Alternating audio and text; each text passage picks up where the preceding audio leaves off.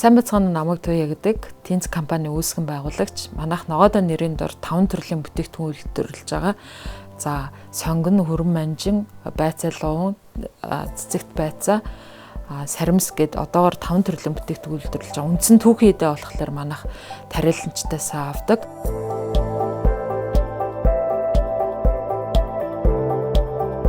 За, Европын сэргээн босголт хөгжлийн банкнаас манайх бол одоогоор 3 төрлийн зөвлөх үйлчилгээ авсан байгаа. Санхүү, чанарын удирдлага, менежментийн тогтолцоо, маркетинг гэдэг.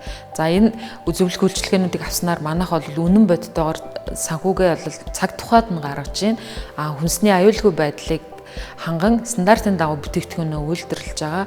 Мөн маркетингээ бол одоо гоор ингээ хийсээр явж байгаа. Өмнөх зөвлөх үйлчилгээнүүдээ бол манайх одоо тасралтгүй аваад грэт одоо компани болгоод ингээд үргэлжлүүлээд явж байгаа.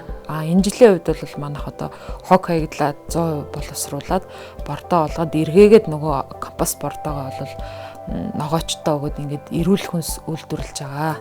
За, мэдээж яг одоо манай зорилго гэвэл энэ төрлийн бүтээгдэхүүнүүд бол дийлэнх нь бол импортоор орж ирдэг. Тэгэхээр нөгөө одоо импортын орлох одоо үндэсний үйлдвэрлэгч болъё гэсэн зорилготой явж байгаа.